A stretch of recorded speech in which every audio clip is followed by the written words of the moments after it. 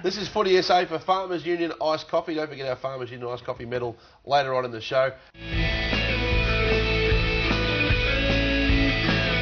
You're watching Footy SA and time for our SANFL update for Farmers Union Iced Coffee. Remember, it's a Farmers Union Iced Coffee or it's nothing. And let's get into the results of a big weekend of SANFL football, including the Anzac Day games as well. North Adelaide against Norwood in the grand final rematch. More on that in a moment. Glenelg had a big win over the Adelaide side, so an interesting turn up for the books there. Port Adelaide, as we mentioned, a big win over West Adelaide. And then South Adelaide continue their great form with an 8-point win over Central Districts. The ladder, as it sits at the moment, is very interesting. South on top of Port, Sturt, North and the Eagles all there, and then Central with just the one win, and Adelaide as well, just the one win. Other ones probably closest in contention. But we start with the grand final rematch, Norwood versus North Adelaide, and a big stage and a good game of footy, boys. Yeah, 10,000 people at Adelaide Oval on the Friday, so they certainly came out. The weather came in pretty average late in the game, Goody, but surprisingly, Norwood look like they've got a few issues at the moment because obviously under a new coach, Nathan Bassett's moved on to work with you at Essendon, but their form, bar smashing Port Adelaide in the opening round, has fallen in a hole. Yeah, they'd be really concerned, Norwood, at the moment. Obviously losing their last three, and you don't want to do that as a footy club at all. And you know, as the reigning premiers, they're going to have to get back on track really quickly and really kickstart their season again. No doubt, they'd be disappointed to be sitting where they are. Centrals, on the other hand, were competitive, but South Adelaide are in ripping form, Goody. They are indeed. You know, it was a come-from-behind win out at the Ponderosa against the Doggies, and you know, I know the people down at South are really excited about what they're seeing down there. There's a few young, exciting players. They're well coached by Brad Gotch. I think Daniel Healy's doing some fantastic work with their leadership group, and they've turned their whole club around at the moment. Although, you know, and I'm not saying, you know, you played some footy there years and years ago, but they were known as the club that, you know, hurts the money, but, you know, couldn't get the performances on the footy field. But Brad Gotch has been there, barely 6 months, and he's got them playing towards a plan. Eddie's kicking a huge amount of goals. Kicked another 6. Yeah, and that's after 6 last week. So, and they're stepping up for the big games too, because as you mentioned, this is a tough gig. And then Good Friday football the week before was the biggest stage too. So their form has been brilliant. They could well be a contender when the whips are cracking. Geez, I hope so. 64 is a long time, Hutchie, and it's time to start getting some more silverware. Well, Brad Gotch, as you said, has done a fantastic job in the chair. During the week, he caught up with Mitch Cleary. Brad, you were in Melbourne last year based with Port Adelaide. Now you're back in the SANFL with South Adelaide. What enticed you back to the SANFL? Probably coaching my own team, Mitch. I had 2 years as an assistant. Before that, I had a history in the VFL of 10 years with Casey and Williamstown. And look, I went to the AFL trying to just probably get better at what I do, you know, and develop a little bit more in what I do and test myself at the higher level. As I was getting a little bit older, I thought, you know, the time might have been running out. So it was a chance, and Port gave me that chance, so I took it. You've been involved in the VFL as well. What makes the SANFL so unique and the prospering competition that it is today? Just with SANFL, I think there's a lot of people that have a lot of stake in the clubs. You know, you've got 4,000 and 5,000 memberships, you know, compared to the VFL. You wouldn't have that apart from the AFL clubs. So I suppose that's the difference I see. There's a little bit more tribalism.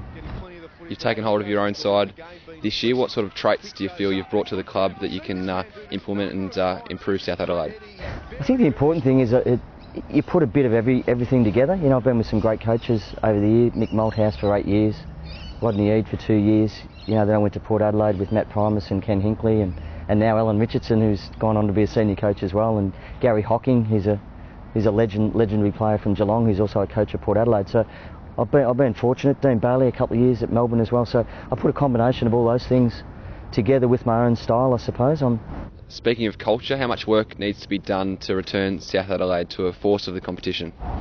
Yeah, not sure. I mean, at the moment we've got a couple of wins early in the season and things are looking quite promising. It's really about the behaviours and how they go week to week, day to day, and it's holistic in the approach.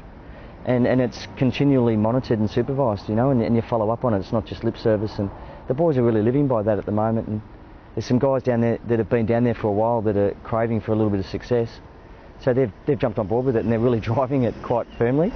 Being involved in Port Adelaide last year, how important do you think the new SANFL sides with Adelaide and Port Adelaide are going to be for this competition?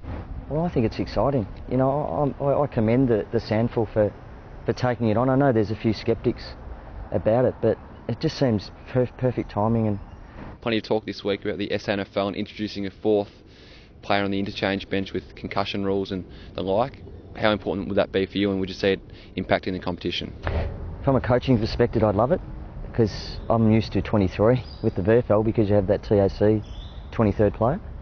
From a club perspective, I know, talking to South yesterday, they've got some issues with the salary cap, and how you pick that, and how it goes through the whole competition, because certainly some of the clubs are a little bit stronger in depth than others, so that would be a consideration that the SANFL would have to look at. Well, if you're looking at dreaming, that'd be your biggest dream, wouldn't it? To pull a team that hasn't won one for 50 years into this year on their 50th years. I don't think the plan was that we could go that far so quickly, but as Kenny Hinkley taught me last year, there's no limits. All under Brad Gotch, one of the great blokes of footy. Good to see him 4-0 at the moment. On the other end of the spectrum yesterday, in the losing side, was Luke Harble, who kicked 5 goals still, though, nevertheless, and he's this week's nomination for the Farmers Union Iced Coffee Medal. Oh, it feels really good. I really enjoyed it. I'm pretty perseverant and loyal, as all my mates would know, and teammates. And we've got a lot of other teammates who would be worthy of the award as well, like Sam Milne, Travis Schiller, who won the Reserves Magarey Medal. He's an up-and-coming junior that he'll play a lot of league football this year and deserves his shot. Well, under Luke Harble, modest as ever, but kicked 5 goals. And, of course, at the end of the year, we'll be awarding $5,000 thanks to our friends at Farmers Union Iced Coffee for the player that is hard-working, determined, and has that win-at-all-costs attitude. Remember, it's a Farmers Union Iced Coffee or it's nothing. The traits of the magnificent drink are consistent with the award. $5,000 up for grabs at the end of the season. SANFL footy in action today as well too. Big game this one. Sturt and Eagles. Got a thought, Trevor's, on which way that goes? Sturt's form's been brilliant of late, so I'd tick them. Yep. Yeah, definitely. Big game for both clubs. The Eagles have won 2 out of 3 and Sturt undefeated, and looks like being a cracking game. Some local footy up next right here on Footy SA.